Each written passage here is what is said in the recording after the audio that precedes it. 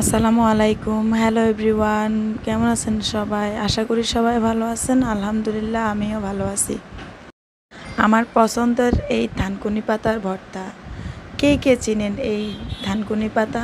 আর কার কার পছন্দ এই ভর্তা? আমি বিকেলবেলা সময় পেলে বাবার বাড়িতে যখন ছিলাম তখন এগুলা খুঁজে নিয়ে আসতাম ভর্তা বানানোর জন্য।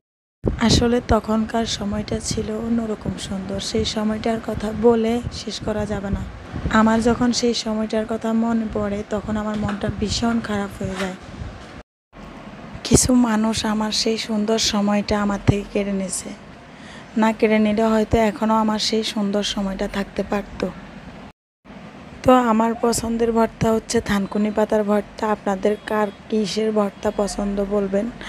থানকুনি পাতার ভর্তা ছাড়াও আমি সব রকমের ভর্তাই পছন্দ করি, খাই। কিন্তু এই ভর্তাটা পেলে আমার কাছে আসলে অন্য কোনো ভর্তা আমার কাছে তেমন একটা ভালো লাগে না, কারণ এটা আমার খুব ফেভারিট একটা ভর্তা।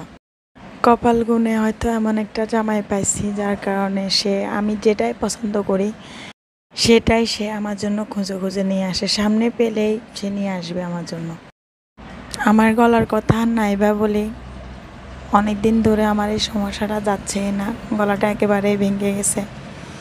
যাই হোক, যাদের কাছে খারাপ লাগবে, কথা শুনতে ভাল লাগবে না, তারা অ্যাভয়েড করতে পারেন। তো আর কি অবস্থা সবার, কে কোথায় থেকে আমার ভিডিও দেখতেছেন অবশ্যই কমেন্ট করে বলবেন। অনেকেই বলেন যে আমি কেন মেসেজের অ্যান্সার করি না। আসলে আমার মেসেঞ্জারে আমার ঢোকা হয় না, বুঝছেন। আমাকে অনেকে মেসেজ করলে মেসেজগুলো পড়ে থাকে, আমি মেসেঞ্জারে তেমন একটা ঢুকিই না, বুঝছেন।